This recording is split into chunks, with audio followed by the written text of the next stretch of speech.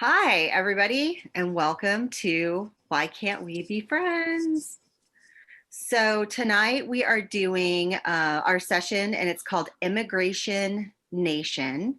And we have several amazing people who have so generously volunteered their time to come and hang out with us this evening and have kind of a laid back, open, candid conversation about what it means to be an immigrant in our country right now.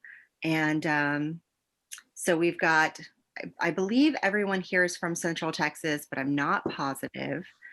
And what we're going to do is we're going to start off. I'm going to have everyone kind of introduce themselves, who they are, where they immigrated from, maybe a little short, introduction to us, and just with the knowledge that there are, I think, 40 people that registered for this. So when we're talking to about roughly 40 folks.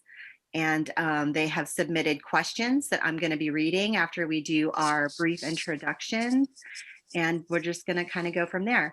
So I'm going to start with Carlos. Would you like to tell us a little bit about yourself? My name is Carlos Hernandez. I am currently been a machinist for 14 years. I immigrated here as a child. I believe I was 4, about to be 5. Came in through the California Tijuana border and immigrated to San Jose, California. So I came undocumented, and then my dad was already he was already a green card holder, so he just did the paperwork so we could become resident, and eventually became an American citizen. But we immigrated from Guanajuato, Mexico. That's like the central part of the country. Okay, great. And then Nusa, would you like to tell us a little bit about yourself? Yeah, I'm still waiting for my green card. I just applied about 4 months ago. And I'm from Canada. My parents are from Iraq, so they immigrated to Canada, and then now I'm immigrating to here. And my my I'm a musician, and my fake name is Winona Wild, and that's the route that I took to apply as an alien of extraordinary ability or whatever it's called. It was kind of weird time for me, but all that paperwork's in now, and tomorrow is my biometrics exam, so I thought it was funny timing that this happened tonight, and I thought I would volunteer. So it's nice to meet you all.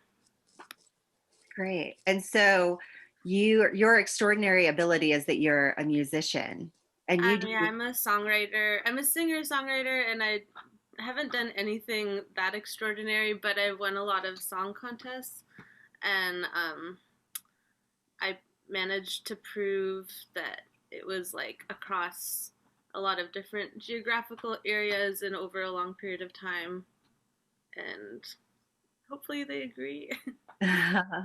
Well, and you also, it's country kind of folk, right? Yeah, folk country. You can look it up if you want. I write really kind of weird songs, but I guess that's why they've been standing out. They sound kind of pretty and normal, and then when you listen a little closer, you're like, "What did she just say?" So that's kind of what I do. Well, if during the chat at any time you want to plug your like Winona Wild information in, I'm sure people would be happy to check it out. Sure, yeah, I'll put. Thank you. Okay. And so I'm gonna say this last name and I'm going to not do it right. And then you're gonna tell me the right way to say it. Savari Sabahani. Did I do that right? You're like, "No." It's Savara Sobhani. That's my married name. My maiden name is Savara Ziovidinova. About 6. I forgot the word for it. Hi there. Thank you so much for having me. My name is Savara, and I immigrated here from Uzbekistan. I grew up in a small town called Fergana, and I came to the US when I had just turned 17. as a foreign exchange student to spend a year here attending an American school. And then I went back for about 3 months and decided to come back here to attend college as an international student, and that had a lot of challenges. That path was incredibly difficult and financially draining, and I took a lot of detours, and eventually became a citizen through applying for a religious asylum, because the religion that I practiced was not, people that practiced my religion were highly persecuted in my country of origin. So I was able to immigrate here and become a citizen through that avenue. And thanks for having me. Thanks for being here. And then last but not least, Artie. That's what you told me to call you, but you can tell us what you like to be called. No. Yes, you can just call me Artie. Everyone calls me that, my family and everyone. So that's what I've gotten used to. Well, good evening, everyone. Thank you for having me. My name is Artie, and I was born and raised in Albania, and I moved to US when I just turned 19, actually a couple of weeks when I moved here. I came on a student visa at first. This is back in 2008, so I've been here going for 13 years. Grew up in a small town back home. My family, so I lived there for about 14 years. My family moved to the capital city of Albania, which is relatively large, now close to 1 million people. I lived there for only 4 years, and after that, that's when I moved to United States and been in Central Texas for most of it. Okay, great. Great. So we are going to go ahead and dive right into the first question. So the way this works is Marissa's kind of feeding me the questions that were submitted earlier by all of the people who have joined the conversation. And so I am just going to kind of read them, and then you guys can all answer the questions. If only a few of you want to answer them, that's fine too. If you don't feel comfortable answering a question, that's obviously also okay. And so with that said, the first question we have coming up is, what did you find the most challenging about the immigration process?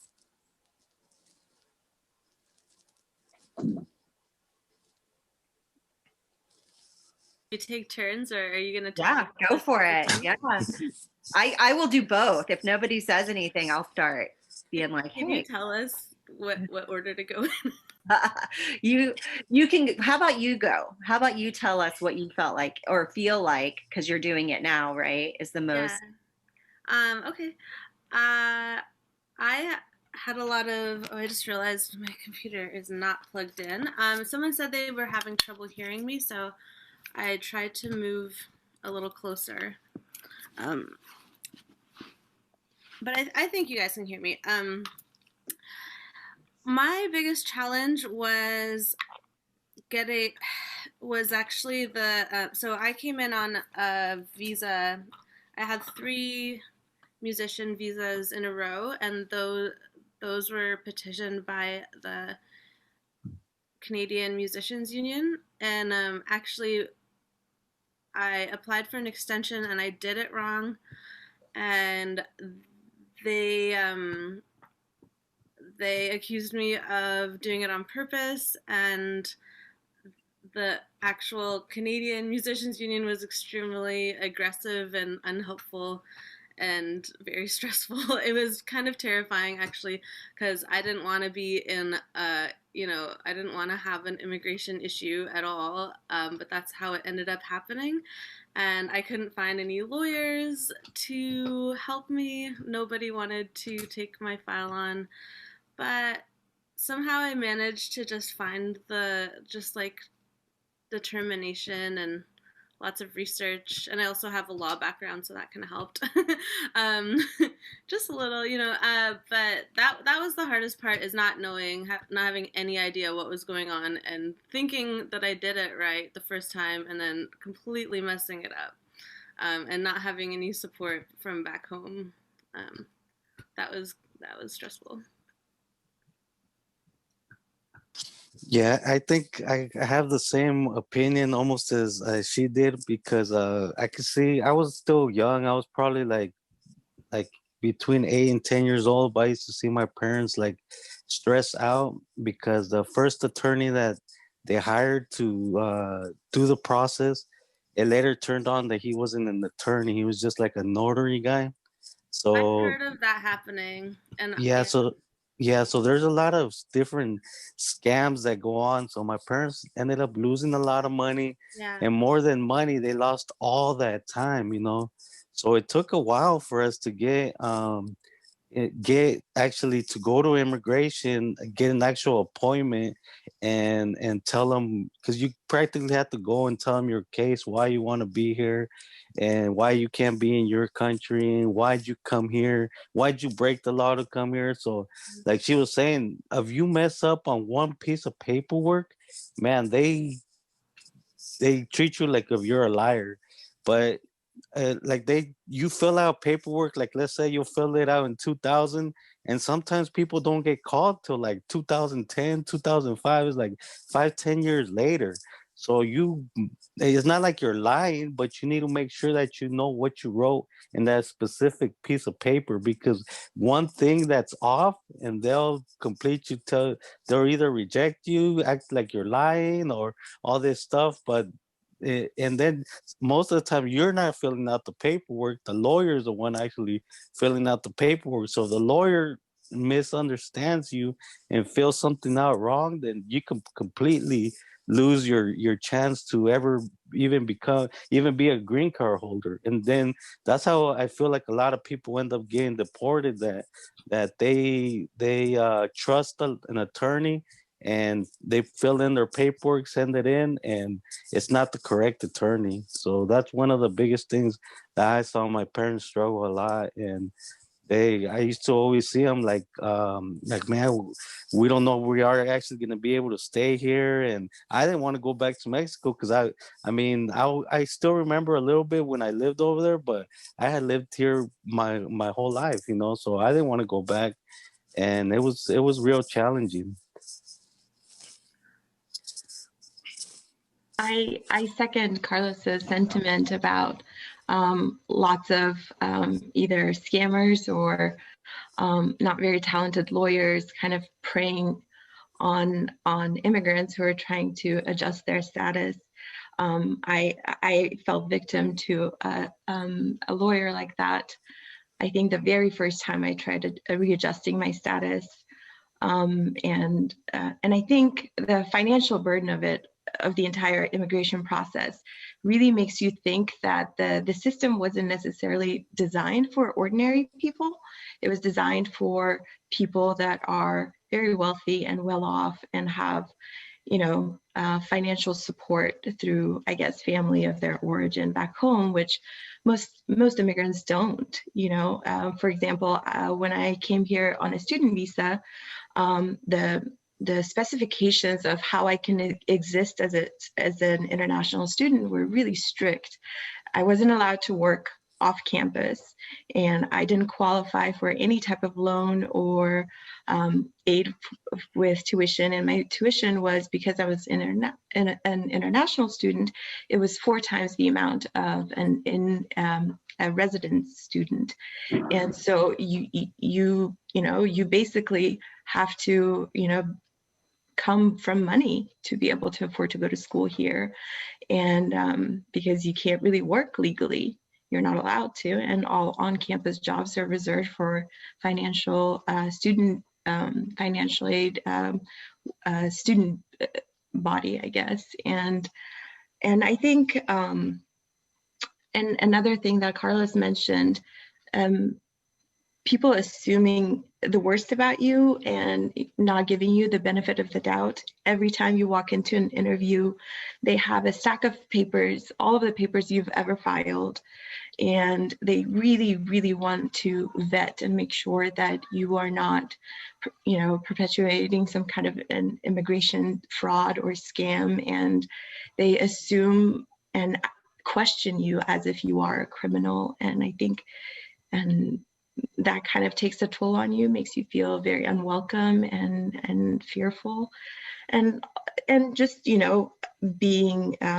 constantly afraid, making sure that you follow the law to a T, because any little misstep will end up deporting you. So, and I guess my last but not least thing that I find particularly difficult about being an immigrant is being really far away from my family, and being the only person here that from my family that and not being able to see them or share milestones with them. That would be it for me.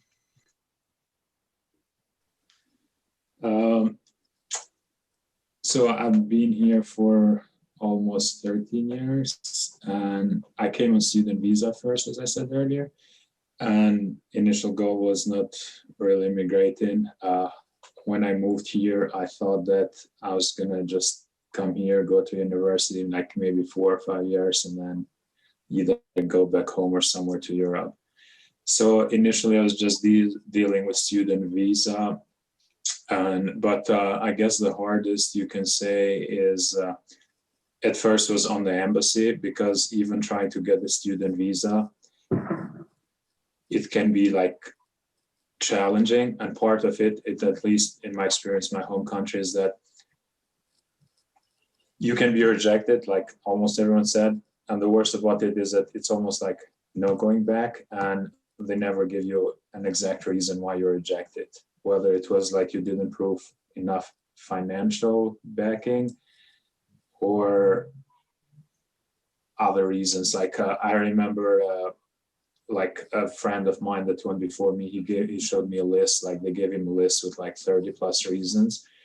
And they said like one of these doesn't apply, one or several ones. And that's why you're rejected. And then literally if you ask them back, can you explain me more? They can call security to get you out of there. So like even getting the student visa at first, it's like, it's not easy. I got the visa, I came here in first few years, really more like focused on school and everything. And then when I decided to transition, or I decided to stay, it was like 4 or 5 years into it.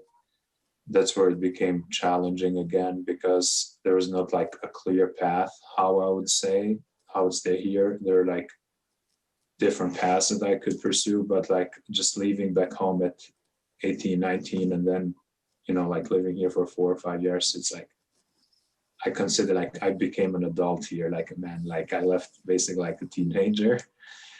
So then it's like get used to the lifestyle and everything, and I decided to stay. So like the transition was pretty challenging, and there was a point, I believe, for like 4 years of that, or 5 years that I didn't go back home to visit my parents and my brother. And part of it was because there's not like a clear path where you can either go visit and come back or not. Like the way how the process is, you put in your papers in application, but like you might not get a response for like 6 months or 2 or 3 years, just like changing the status. And if I were to go back home, even though I finished like university here, I got the degree, it would maybe like, they wouldn't even let me back in, and like they wouldn't give me a reason or anything. So I had to stay till like literally till I had my green card in my hand. That's where like I had the green card, and 2 days later I jumped on a plane to go see my family. But so I want to say like the transition was pretty challenging. Also, I didn't use a lawyer, so that can be for better or worse, I guess. But the transition was quite challenging, and like going just like almost like 5 years without seeing anyone from my family. That was something, quite an experience. And Okay. in retrospect, just hearing these stories, I think maybe it was lucky that I couldn't find a lawyer, because maybe it wouldn't have been an honest person. And I just wanted to throw that in there. Yeah, it's pretty hard to find an honest immigration lawyer because a lot of them tell you that they'll have all this experience on there and they really don't, you know, and they'll maybe one of the attorneys there does, but when it comes down to filing all that paperwork, like I said, sometimes the you don't even know what of the lawyers writing down what you're telling them to write down. So he could write down something completely different, and then it get messed up, you know. And then you have to. I think that's what happened to my mom on her resident card. That they flipped her names because Hispanics they have like 4 or 5 different names. They have like the first name, middle name, their maiden name, and then their married name, and it's all together. So somehow they flipped that, and the attorney when he was filling the paperwork, so it took her like an extra 5 years or something like that. It God. was a crazy amount of time to redo the process. Just like the other gentleman said, once you change something in your application, you're lucky if you get it done within a year because it's going to take a long time for them to refile it and go through everything. It seems like they take a long time to process paperwork over there. Like they're not in a big hurry to process anything, you know. The wheels of justice move slowly. Oh yeah, yeah. There ain't no in no big hurry. I don't know if you remember that movie by Julia Roberts when she goes into the DMV to get the football player's ID card or driver's license or something, and the DMV is full of people, and here are all these DMV people drinking coffee and talking to each other. You know, it's like they got no worry in the world. They're still getting paid.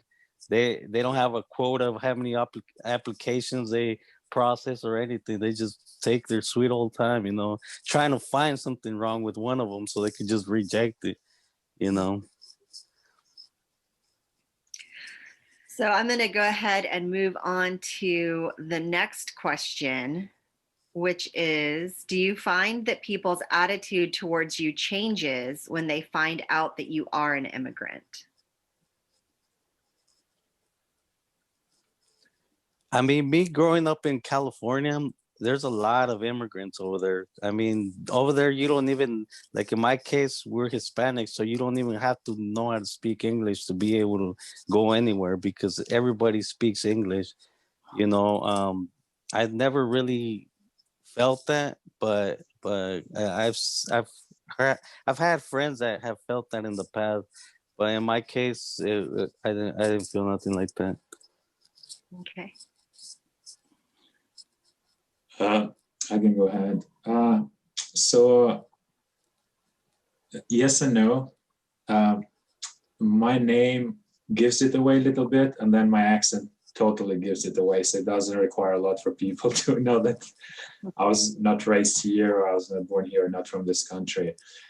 But I haven't seen like, I mean, I feel like they try to relate sometimes, depending what part of state or country you are at. Like, so they try to have a conversation occasionally, like interact with you and maybe like find out more, at least from what I remember. I mean, most of the time, you know, like there might be specific cases, but the attitude is, I mean, just like they're just trying to figure out like why or how come or anything like that, but like just like on simple conversation. But yeah, to me, it's like, I mean, it's almost like second or third question I get asked is like, where are you from? Like I said, like my accent just gives it, like the moment I like salute someone or like we start a conversation, it's like, it no matter, like I know that the question is going to come up. Like it's happened like hundreds of times, maybe more than that, like over the years. So like now, like it's in my head, like I know it's going to become like immediate. So like their attitude, whether being nicer or meaner, not really, but I just like more out of curiosity that they ask. But like it's almost like whatever I'm doing, whether I'm like somewhere like at the car getting serviced or somewhere at work, it's just going to change like the conversation kind of almost immediately. It's going to open the topic of like where I'm from or where I came from and things like that.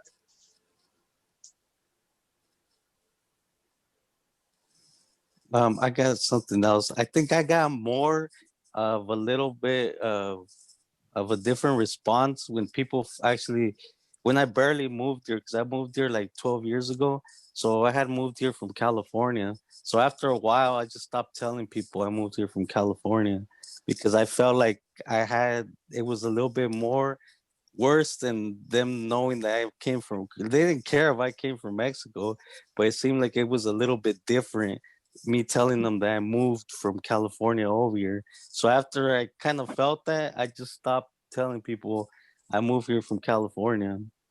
But it's hard when you move to different places because different places, I mean, it's a different culture. Even when you move around the United States, it's like every region has its own thing, the way they do things or the way they talk or even the food they eat. So it's that was a little bit more challenging for me, that move from California over here. But I was able to adapt because I mean, when you move somewhere else, you're kind of like you're moving into somebody else's home that they've been there for a long time. So you kind of gotta adapt to what's going on there. You can't bring I mean, you still have to have pride and respect on where you come from, but you can't come somewhere else and try to change the way people are already living there. You gotta kind of go into the flow and things like that.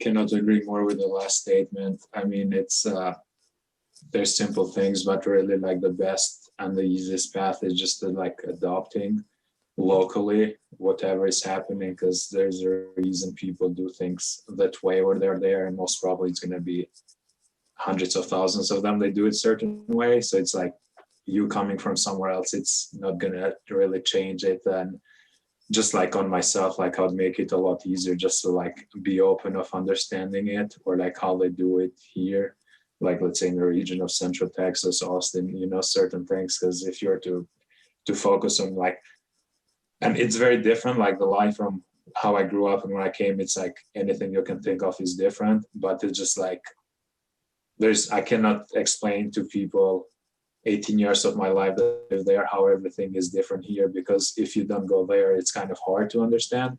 But like to make it easier on ourselves, it goes a long way, like if we just try to adapt as much as we can.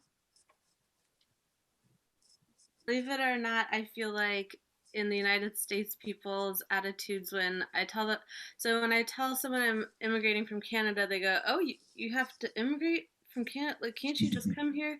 But growing up in Canada, it was very, very like, I didn't even get it on the second or third question. It was always like, Noosa, oh, where are you from? And then I'd say, oh, I'm from Peterborough. And they go, no, where are you really from? And I was 2 months old when we came to Canada. So for me, I basically, it was like I was born there, but I wasn't. This dog really likes me. This is Barbara Ann, by the way. She's come on tour with me. She's crossed the border with me multiple times. And I actually really appreciate, even though I know there are so many really, really difficult hurdles for immigration here, and Canada has a reputation for being a little more looser and inviting immigration. I feel like the attitudes towards people are a lot more open-minded in the United States, and compared to my experience growing up in Canada, it's a very like, why don't you go back home kind of thing. That's just been my experience as an Arab Canadian. I was lucky enough that I think lucky enough that I was able to find a group of friends and family members here quickly enough to the point where, they would ask me, how things were done, in my home country, and approached it with with curiosity, sincere curiosity, and I felt like we were able to achieve that, cultural exchange where they were teaching me and helping me adapt better. But the year that I immigrated here, Borat had come out, and when people would find out that I was from Uzbekistan, they would, just ask me if that's how things are, if that's how things are really in those Central Asian countries. And most of, my, meeting people, I would have to really disprove all of the things that Borat had done, to kind of paint those regions a certain way. But I would agree with Nusa that it's, also possible that I don't hold as many marginalized identities to be on the receiving end of, so much discrimination. But I feel like for the most part, people have been incredibly inviting and kind and warm-hearted. Okay. So the next question is, how do you feel about the current political climate of the country as a person who is either immigrating or has immigrated? So as an immigrant. That's a doozy, right? That's a hard, I feel like that's, especially today, it's like inauguration day. Can you repeat that question one more time? Yes, I can. It is, how do you feel about the current political climate of the country as someone who is an immigrant? The current political climate. To say the least, can be discouraging, and part of it is because how I grew up or how I saw United States from outside. It's like kind of the top of the list, for everything. So like what's going on, it just seems like, kind of got a big hit. Like we're like had like high hopes, like we're almost like, we know by no means it's not a perfect country. It has its issues, but like it's a lot better than most of the countries out there overall. And I thought it was kind of like setting the bar. And like since when I came in here, it's almost like, I don't know how we got to this point, but it seems like it's gone backwards. Maybe somewhat social media had some hand in that. So it's like, can be a little disappointed at first. I mean, don't get me wrong, I feel like it's still a lot better than a lot of other countries there, but just like trying to have the highest standard, like highest hope for United States, not like trying to think in just like another country, because if it's just another country, like it wouldn't be that special anymore. I do have an opinion on this actually, because as I've been recently going through the immigration process, the rules changed so frequently that it's just hard to keep up. And I think even just today or tomorrow, there's another overhaul of rules. And actually, like I'd done like I made the like brief this big and was about to mail it in, and then I had to change about this much of it. The day I went to mail it in, I double checked the website, and everything had changed. So I think the state of the immigration rules are in flux. That's what Growing up in another country, I was truly and deeply ignorant of kind of the history and origin of this country, and I didn't really know the kind of the nuanced like understanding of what had happened to the indigenous nations here in America and how they were dispossessed of their land, and the process of horrendous enslavement, and kind of the years that those laws got repealed but then kind of readapted. And I think that at first it felt like this was in the past, but then kind of tuning into what was happening in the news, and really listening to the experiences of Black and brown people and people of color, I realized that those practices weren't necessarily in such distant past. You know, just these things, these ways of discrimination had adapted. And I feel like, you know, at first it was really easy to just kind of distance myself from what was happening in the country, feeling absolutely impotent to do anything about it. And also there's this, you know, kind of misguided thinking that, you know, when you are a person with some type of marginalized identity, whether you're an immigrant or you live with disability or you're a person of color, that, you know, everyone has their own problems and everyone has to kind of fight to get ahead for their own sake and well-being. And, you know, and I feel like this has really, what has happened in the last few years in this country has truly, you know, taught me to create cohorts and allyships with other people that whose experiences are nothing like mine, because it truly feels like, you know, when the most marginalized people in this country are free, then we will all be free. And so yeah, I feel like these last few years have been truly heartbreaking, but also there's been, you know, a sort of awakening and reckoning with the past injustices in America. And I'm really proud to be part of it, participating in it.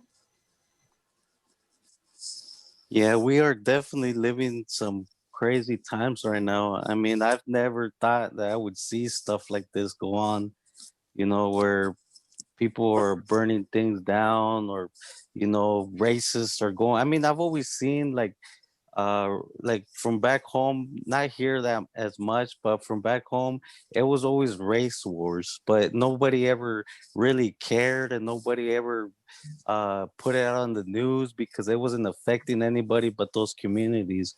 You know, there was a lot there always been a lot of black on black, brown on brown, Asians against Asians, you know. And in San Jose in California, I mean, that used to be one of the safest cities in the United States. You know, it's one of the biggest cities. And by the time I moved out, I mean, there was murders all the time and drive-by shootings. And I mean, they just, you know, it completely got out of hand. So it's kind of nice now that I mean, it's not good that it's happening, but it's getting more awareness of this. This has been going on for a very, very long time, and no one has ever really done nothing about it, you know, because they're people that have immigrated here, so nobody cares about what's going on in the neighborhoods, you know. They And now it seems like these past couple years it's been getting a lot more attention. So to me that's a good thing, because maybe there could be a change, you know. And us as people, we just need to unite and forget about the races, forget about different political parties, and just be human beings, you know, and look out for each other. I mean, when when people immigrate, they, you know, there's always people here to help you. You always run into good people, you know. So it's like it's nice that a lot of that is getting put out there, so our communities could get some help, you know, and be able to prosper and live that American dream that we all came here to live. I'd like to add one more thing. I think also what has happened, you know, kind of the political climate really encouraged me to own my citizenship, you know, and not take it lightly. I was truly surprised when I read the statistics of how few immigrants that have citizenships actually vote in this country. And, you know, and that felt like a true difference between, you know, living in America versus in any other country. I felt like as a citizen, I had, you know, a long list of civil rights, and I used it to call my local representatives and demand justice and hold them accountable. And I've been really surprised, especially in you know, in the well, during this past election cycle, you know, how many people decided to vote and educate themselves on their local elections, not just the, you know, big presidential elections. Uh, I'm just taking some notes. So as we have conversations, I'm just trying to add a few things. So I think one issue is like when we first arrive, we're so much focused either what we came for or trying to go through the burden of the citizenship or green card, you know, just the immigration. So it's almost like takes us a few years to get get involved like more like locally. Like, I mean, I know myself, like when I got the green card, I got more focused on certain things. And then when I got the citizenship, it's like kind of whole different level, including with voting, which like I would miss one, whether like it's local voting or like for president, you know, but even local. But I feel like when we first come in, depending where you arrive and the community you're settled, just because it's almost like we have another battle to start with. Like we never know if like next year or next 3 years we'll still be here. So it's kind of till we clear that citizenship or immigration status, it's almost like we're very limited, like especially at least that's how I felt in my mind, because like you don't have the clarity. I mean, you can talk about the country or the politics or everything, but like it's kind of like in the back end, if you're not here like 3 years later, you cannot vote. It's kind of, how does it help? And I know that for whoever became citizen, I mean, that's just like on a whole different level of like, I mean, having like peace of mind, and you can get more involved and so many things you can do after that. Like you can really like embrace or like live like American life or American dream.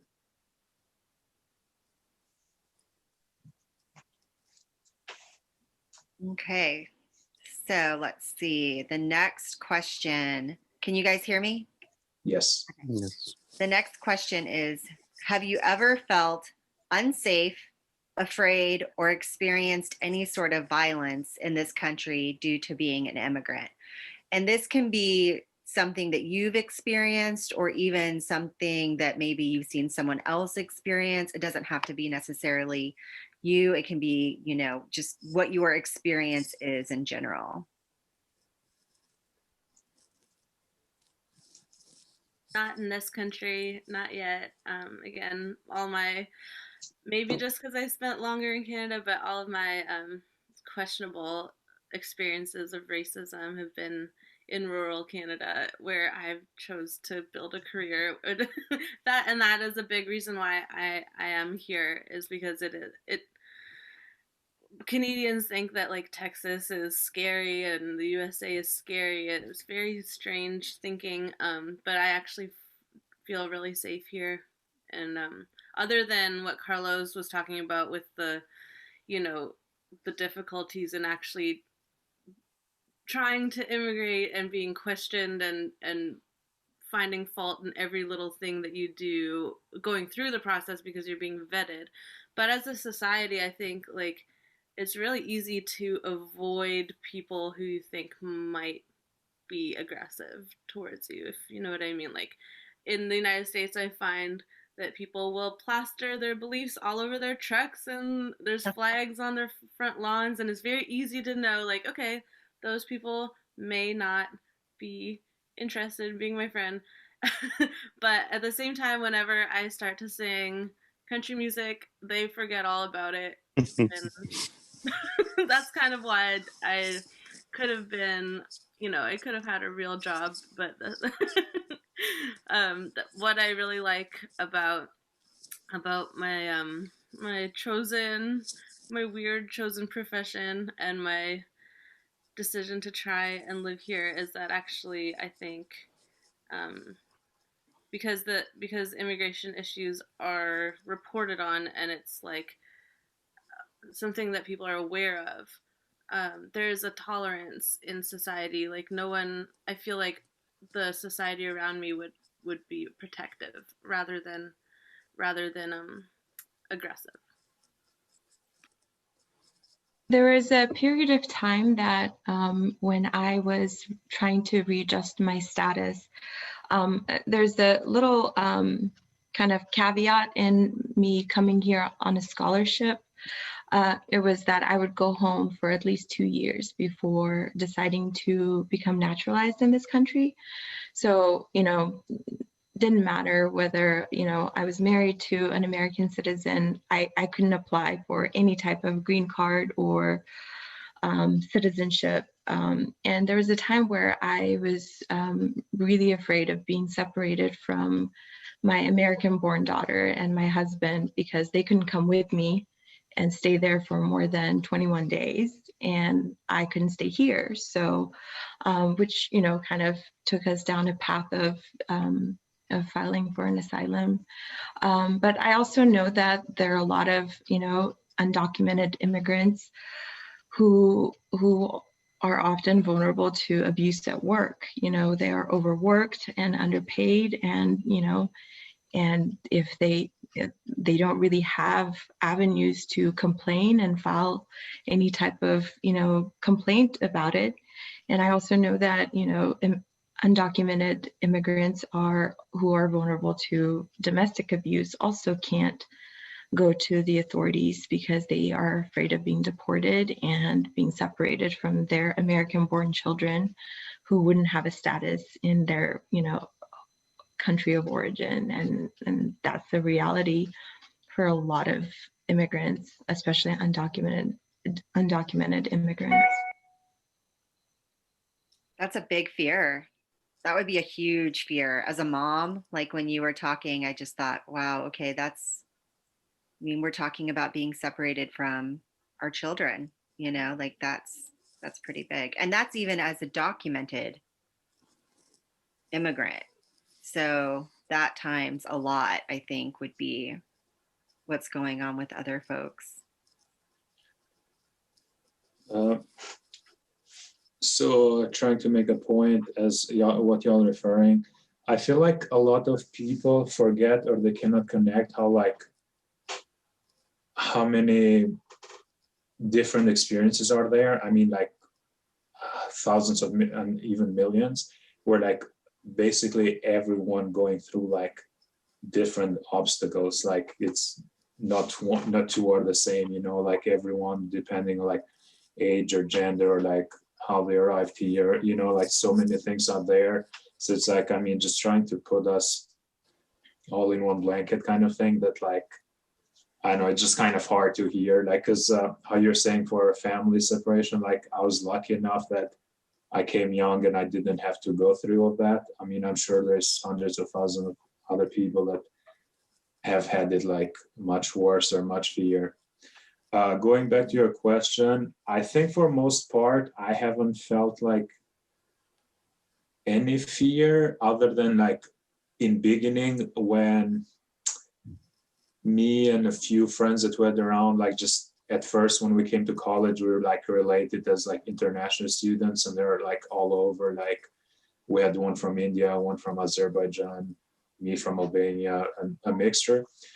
But I feel it was a combination of us not being told, whether from embassy or when we arrived here, even though I arrived here legally, it's almost I didn't know what to expect. I mean, I got the visa, but then it's you overhear stories how people have had terrible experiences, and you don't know if you're even in the same category, but it's you kind of have to be afraid of anything. And I think the first 2-3 years, it required quite gathering some information just to be clear what applied to me and what didn't apply, what can I do to make my case better or not. But I mean, physical safety, I don't think I've ever been felt threatened or anything. I mean, there is fears, and most of it, we said, it's the fear of deportation until you reach a point, whether legal working status or green card or citizenship. After that, not really, but up to then, it's just I would say the most fear that people might have is just fear of being deported. And if you have if you're with a family here with with your spouse or with the kids, then it's whole different level. adding their immigration status, where like, I mean, just like separating the family can be like too many things going on, and it's almost like you got no way out. But like, yeah, I mean, yeah, just like that's my main thing, like just putting it like all of us kind of have the experience, the same experience. And the whole immigration process, especially how it's put out there, like on the media, whether TV or social media, it's like super complex. Like millions of people apply, a few thousands get the visas or citizenship and everything, but almost every case is different. I mean, like there are like same generic questions for most of us, but it's like it can be like very like hard in a way. But like just putting us all kind of like it's the same thing. It's just like it's so many different things happening at the same time with each person. Could you repeat the question again, Kelly? Because from listening to their stories, I kind of, Okay. yeah. Yeah.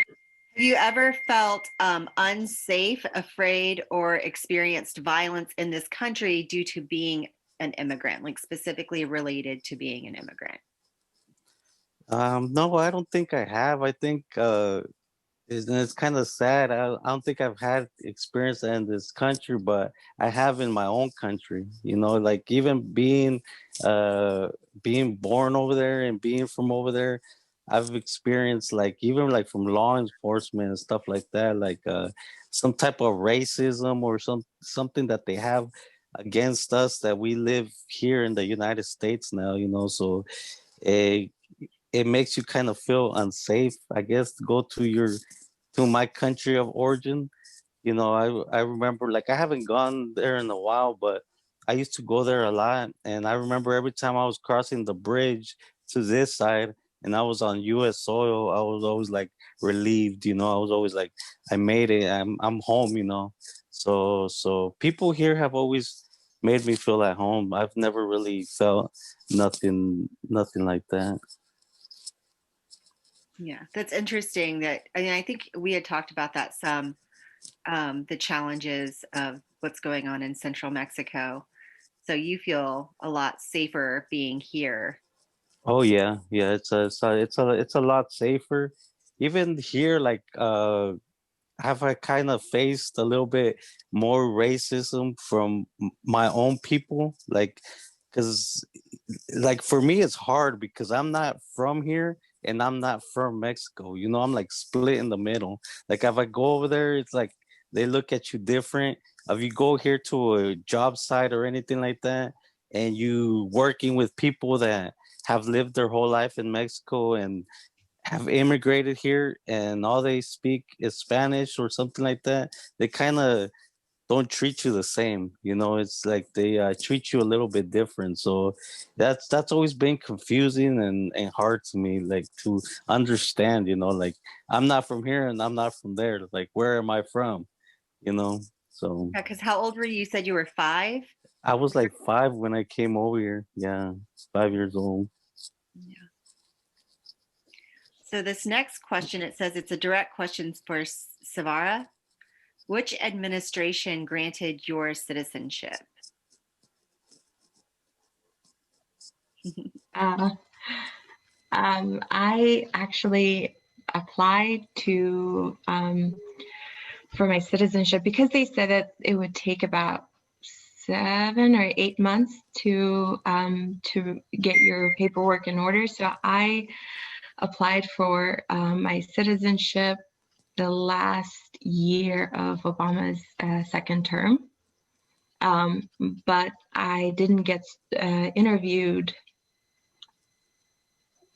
until Trump was president, and I didn't get sworn in until I think a few months into his presidency.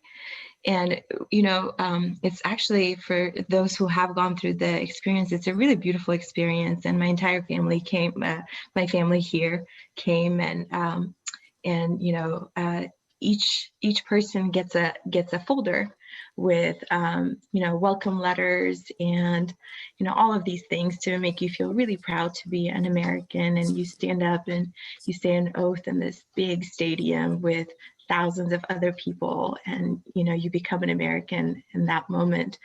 But it was really saddening because historically, you get a welcome letter from a sitting president welcoming you into the country and into the citizenship. And none of us that day got a welcome letter from our president. That felt kind of like we were snubbed. But it would have been nice to have it and signed by a president and framed, but it's all good. So to answer your question, I started the paperwork during Obama's administration, but didn't become a citizen until Trump's administration. Got it. Can I add something to kind of overall? So I feel like, as the question is directed, I mean, it was to her, but I feel like maybe they're just trying to get a feeling if one administration is a little more lenient, more open to it or no. I feel like the process is a little more kind of, I guess you can say maybe bureaucracy, but the process, it's like one president cannot change it overnight or that easy. So like, even if, let's say, Trump was kind of, from what we hear, somewhat anti-immigrant or was trying to make it harder, that doesn't necessarily mean that he could do it overnight. Like there's a process to it, and part of it is like Congress and everything. So, because I went through my whole process during his presidency and I didn't have any obstacles in there, but it's not because the administration was trying to make it easier, harder. It was a process that it's kind of like established in a way, like years and years in the making. So like one administration can make it harder or easier, but also it takes like years for those things to go into effect. I mean, like from the president and whoever is like his secretary, and then like change the law if they can have to do anything with the Congress, and then keep going all the way down the list, with like USCIS or anything. So I feel like it kind of helps the administration, but not as much as people might think, or it doesn't hurt as much as might think in a way. It's true that the process itself, like the paperwork that you have to file, is largely bipartisan or apartisan. I don't know which term to use. But I do want to note that, there are certain things that happened in the last presidency that made immigration a lot harder, like the entire Muslim ban, from certain countries.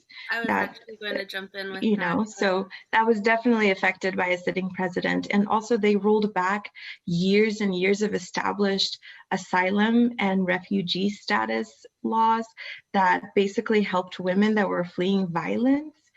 They rolled those laws back. I know because, one of the most incredible organizations called Tahrir Justice Center helps women who are fleeing persecution of some sort and coming into this country, and this organization assigns a lawyer to them, and they help them basically through the entire process pro bono. And they were just disheartened about how many laws that protected their clients were rolled back during the last 4 years.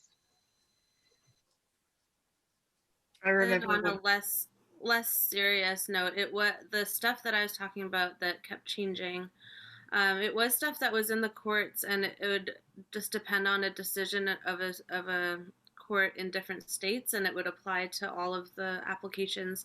So, for example, the Trump administration did introduce extra hurdles that were never involved in a green card application before, just like proving that you've never had any social benefits, providing your credit score.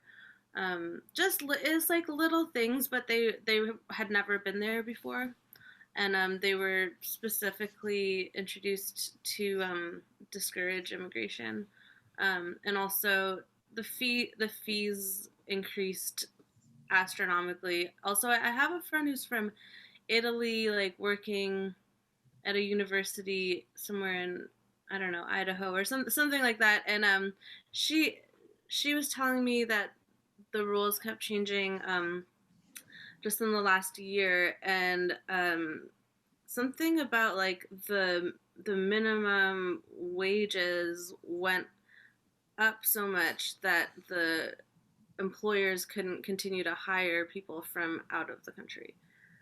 So it's like one of those double-sided kind of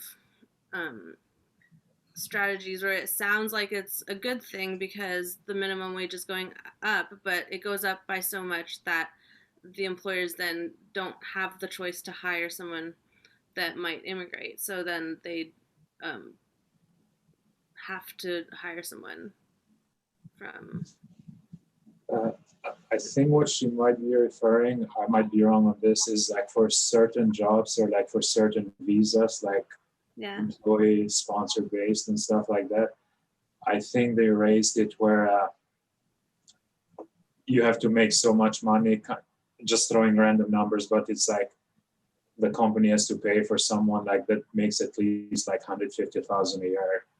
And that kind of the company like doesn't need someone that makes 150,000. They need someone that does the job, but like gets paid like 70,000 a year.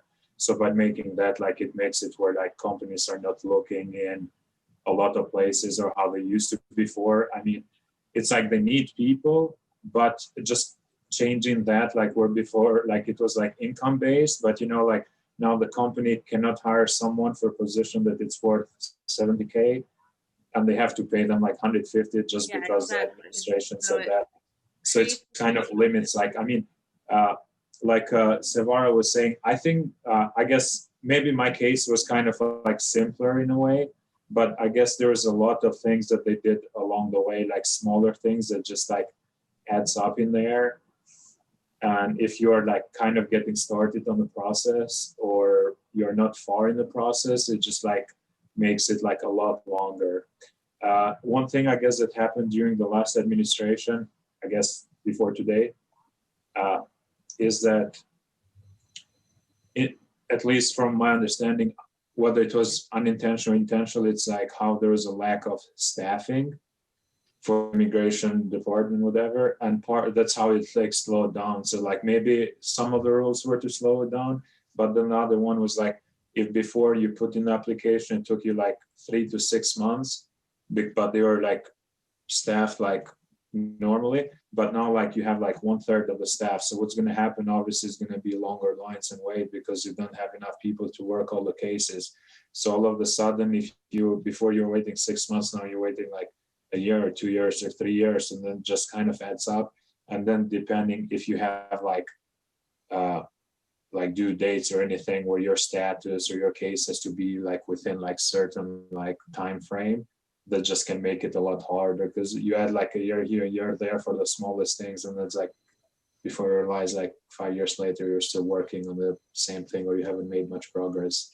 Yeah, and to those that you may not know what we're referring to, when you are applying to come here from another country, you typically, unless you basically need a sponsor, you need someone to basically provide financial statements to show that they make enough money that they would be willing to support you.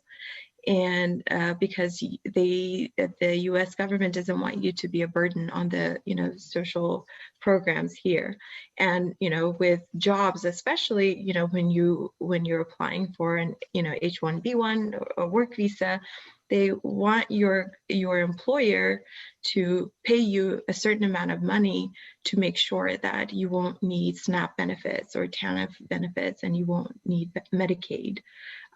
But those jobs are really hard to come by, where they pay you so much that it looks really good on paper. And not only that, but then that usually people with just incredibly specialized type of training and education can get those jobs. At some research or like a specific type of IT can get those really high paying jobs and qualify for those types of visas. Okay. Sorry, my notifications on my Mac keep like dinging, and so I was just turning them off. I'm like, okay, this has got to stop. Apparently, I'm very popular right now. No. Okay, so let's see. Oh yeah, I knew this was the next question. Did Carlos? Did you get to answer that one? Yeah. Okay, I'm just making sure. Yeah. All right. So This is a pretty short question. Did you ever regret your decision to immigrate? And if yes, why? And if no, why? Well, in my case, I didn't really have a choice. You know, I didn't know where I was going. I was being taken somewhere by my parents where they thought it would be a better opportunity for me, which I'm glad they did, because the place where I come from in Mexico, I mean, you still got dirt roads, real low. You got like seasonal agriculture. You can't grow crops like all year long. Most people that live there nowadays, the only way they survive is because they got family members here in the U.S. sending money back. You know, otherwise there wouldn't really be a way to survive over there. Because even like the with the I guess you could say how the weather changes or stuff like that, they haven't really had too much rain over there, so you really can't grow that much of your own food anymore, and they only give you water like 2 or 3 times like a week for your own house, so you have to have a way of storing it and then using it for the days that they don't have over here. So I'm really grateful that my parents brought me over here, and I was able to grow up here, you know, and live in this beautiful country. I love it here. I don't want to go home. I really hope it works out. I hope it works out for you too, and I'm sure it will, Nisa. I think the only time I tend to regret, or not necessarily regret, but second guess my decision to immigrate is when when I can't be there for my family's milestones, or when, an aging grandparent, needs you and you can't really be there with your family. And, if there's any type of emergency, you can't just jump on the plane and, travel for 30 hours to be there. I personally can't go back. My citizenship, the way I got my citizenship, prohibits me from going back ever. So I think that's the only time I've ever regretted. But other than that, I feel genuinely proud and excited, and so lucky to be an American and raise my two daughters in such a progressive country.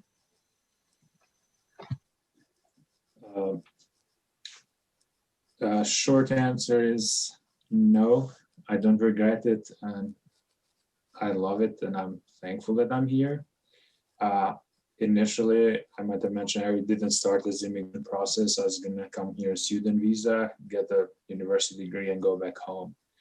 It just happened that, like I said, I became an adult. Like, I got used to the lifestyle, and then you start realizing things that you love or you like, and it's like you get used to it. So what Carlos was mentioning, just in case, because might not understand most people, like the water issue, it's like same thing in my country. It's like we don't have running water, or most of it. So it's like you have a day that the water like kind of comes to your place. So you have like 2 or 3 times, maybe like 30 minutes a day, where you have to like wash all the dishes and like get the extra water, store or whatever you got to do, and then for the rest of the day there is no running water. So sometimes, like, because we're focused on like the big things and what we would like for the country to give or whatever we give, but we forget the very small basic things that like make this country like a lot better. And that's why like it's in a different level, like how good it's in here. I mean, again, it's not perfect, but I mean the life and everything that we have here, like I don't think it would be anywhere else. It just, I mean, if you think about it, like, I mean, it's just like, I mean, myself personally, like, I mean, I can say like, it's been a great experience and I love being here. And no, I don't ever think of regretting it or like being back or going back. I mean, maybe I'd love to go visit or like live in other places like temporarily, but anytime I visit, even if it's like 2 or 3 weeks, and this is not only Albania, but whether other parts of Europe or other parts of Americas, but like that's when you realize like how good we have it here, like how many things like it's like way ahead of other countries. It's so interesting to listen to you guys and have this conversation as a, you know, from my perspective as a 5th generation Texan.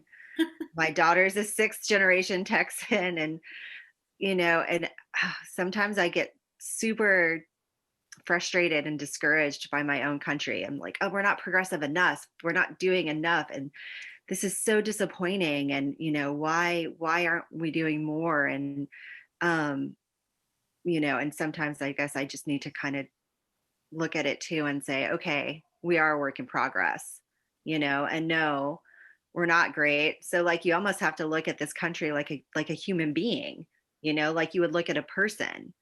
You know, people have their flaws, right? Nobody's perfect, but we all constantly strive for that betterment, you know, hopefully, you know, not all people, some people are like, I'm good here, you know, but the idea, hopefully for most people, is that they're kind of in that process of striving, you know, not for perfection, you know, just for little small gradations of better and better, you know.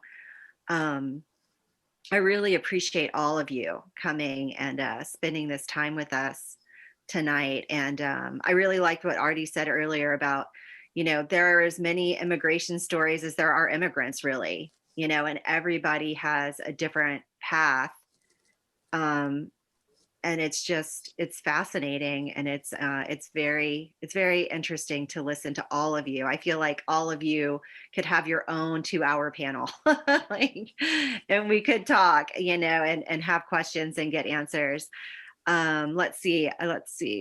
They're saying if you feel like people are up for one more question, what do you guys think? One more, or do you? Yeah, that's One fine. more? Okay with it. I'm okay with it.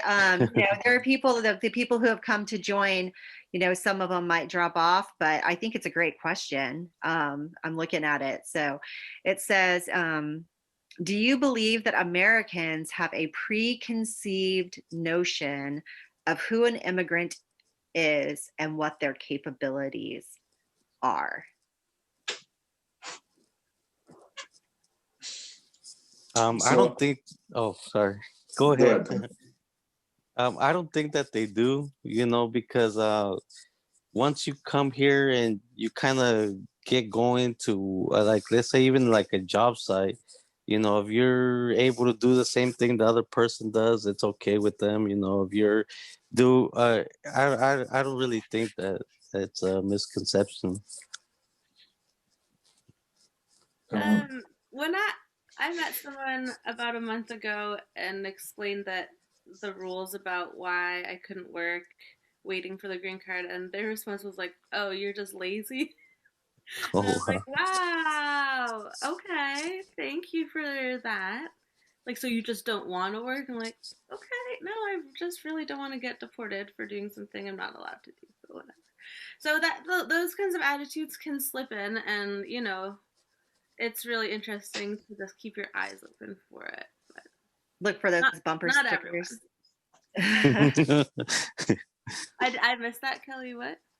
I said, look for those bumper stickers. Yeah. Artie, I think that it's so. Oh, go ahead, Artie. You were. I'll go last. Okay. I don't know if it's, you know, I don't think that this idea of kind of that preconceived idea of what an immigrant looks like is, you know, is unique to Americans. I feel like anytime people form ideas and put people and things in boxes and like to categorize, and that's how our brain operates. And I think that a lot of people, you know, do tend to think of immigrants either, you know, as people with really tragic, traumatic stories that come at a great personal loss and sacrifice. And for a lot of immigrants, that's true. But also not all. And some people just want to live here, you know, and I think another idea that people tend to cling to is that that immigrants are very hardworking and, you know, industrious, and you know, I feel like a lot of immigrants that I've met are very hardworking, and not because they are by nature, but because they have to. But I wouldn't necessarily put myself as like, you know, in the ranks of really hardworking immigrants. I tend to have my lazy moments. But yeah, but I think that, you know, that's kind of what really helps. I guess, you know, just having conversations and forming deep friendships where people get to know your story and you theirs really, you know, breaks down stereotypes, and people no longer live as stereotypes, but as humans with multidimensional aspects to them. And I'm really grateful that my time here, I've been blessed with so many genuinely interested and warm people that have gotten to know me or wanted to get to know me and opened up their homes and hearts to me. Before I let Artie speak, Uh, I just want to point out that it's so funny sometimes to me that you can hold such opposite stereotypes about what an immigrant is. Like they can be simultaneously lazy and extremely hardworking. It doesn't often make sense to me. That's come up in Canada a bunch, not yet down here, but I just wanted to stick my head in. And sorry, Artie, it's your turn to speak. no, no, that's fine. I mean, really just going back to it, like, I mean, I guess it's just human nature trying to like categorize us or like put us in a way. So like personally, like the most that I've gotten the comments is being kind of more like on the hardworking side. And I guess being a capitalist country, like that's really like appreciated. And what we hear a lot of times is just like, I mean, immigrants come, like we come from different country background and like work hard, which going back in my country, what we're doing here, maybe it's like easy work, you know, like while here it's considered hard work. So it's just like different standards. But yeah, I mean, personally, I haven't felt much like into like category or put like, I mean, the comment that I can think most like that I've gotten, it's like more like hard working for being an immigrant, like just how hard working we are or something like that. But that's like the biggest that I've gotten.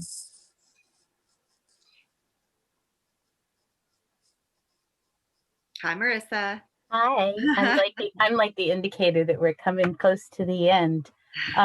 Gosh, thank you guys so much. I don't think most people understand that there's so many different forms and ways to immigrate, and each one has its own timeline and challenges. But I did put in the chat that the standard application is the fee is $1,140 to apply. And that's what I wanted folks to understand. That's to apply. That doesn't mean you get the green card. And on top of that, there's an $85 biometric fee.